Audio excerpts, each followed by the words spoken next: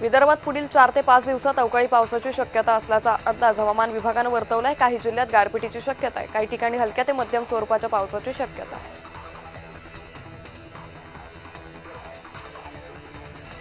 मागील महिनाभरापासून मुंबईतील फेरीवाला मार्केट बंद असल्याने मुंबईतील नागरिकांना नाहक त्रास होतोय।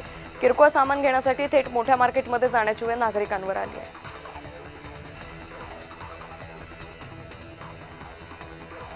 संत श्रेष्ठ ज्ञानेश्वर महाराजांच्या आषाढी वारी पालखी सोहळ्याचं प्रस्थान 8 जुलैला होणार आहे। मात्र यंदा पुण्यातील भवानी पेठेतील मुक्कामाच्या जागेवरून नवा वाद निर्माण झालाय। यावर अंतिम निर्णय येत्या 13 एप्रिलला होणार आहे। नाशिकमध्ये अजित पवार यांचे लागलेले फलक चर्चेचा विषय ठरलाय। 40 वर्ष राजकारणात असून दादांच्या शब्दाला महाराष्ट्रात किंमत होती। दादा तुम्ही सोडून गेलेत, पण महाराष्ट्राने तुमची किंमत केली नाही। नो FIR, राजकारण लय वंगाळ असा मजकूर फलकावर आहे।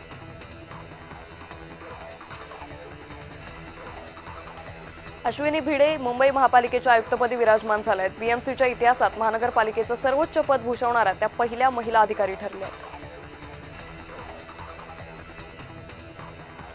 युद्धाचा फटका सोलापुरातील गारमेंट आणि टेक्सटाईल उद्योगाला बसलाय। निर्यात विस्कळीत झाली आहे, तर कच्चा माल महागलाय। या अगोदरच अमेरिकेने लादलेल्या टॅरिफमुळे सोलापुरातील वस्त्रोद्योग अडचणीत सापडला होता।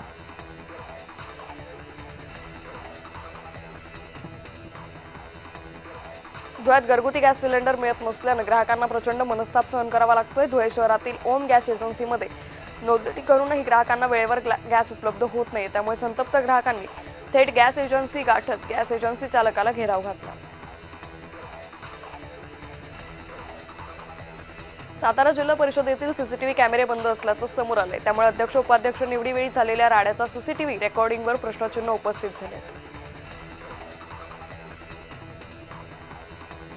मुंबईतील BMCच्या सायन हॉस्पिटलमध्ये आग लागली। तळमजल्यावर असलेल्या एक्स-रे विभागात आग लागली। सुदैवानं कुठलीही मोठी दुखापत झाली नाही।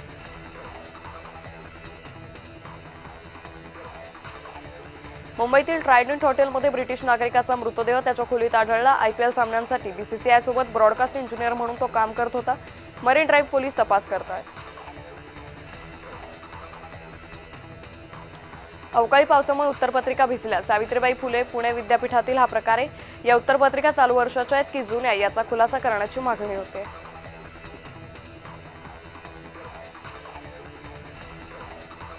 अशोक खरात प्रकरणी एक सोनोग्राफी सेंटर आणि मेडिकल स्टोअर रडारवर आहे, अशी माहिती सूत्रांनी दिली।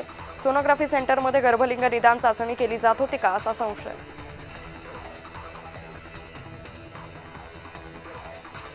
भाजप नगरसेवक तेजिंदर सिंग तिवाना यांनी जनहितासाठी मोठा निर्णय घेतलाय। नगरसेवकांचं कालावधीचं 5 वर्षाचं संपूर्ण मानधन विविध भत्ते महापौर निधीसाठी देण्याचा निर्णय तेजिंदर सिंग यांनी घेतलाय। सिंहस्थ कुंभमेळ्याच्या पार्श्वभूमीवर गर्दी लक्षात घेता नाशिक प्रशासनानं गोदावरी नदीकाठी 12 नवीन घाट उभारण्याचा निर्णय घेतलाय। नाशिकमध्ये 10 तर त्र्यंबकेश्वरमध्ये 2 नवीन घाटांची योजना आखण्यात आली आहे।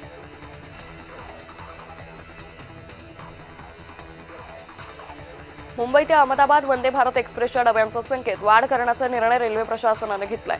त्यामुळे सध्या 16 डब्यांसह धावणारी ही एक्सप्रेस आता 20 डब्यांसह धावणार आहे। पश्चिम रेल्वे आणखी 5 विशेष उन्हाळी गाड्या चालवणार आहे। तर गुजरातसह उत्तर भारतातील विविध ठिकाणांदरम्यान जुलै महिन्यापर्यंत 150 फेऱ्या चालणार असल्याची माहिती आहे।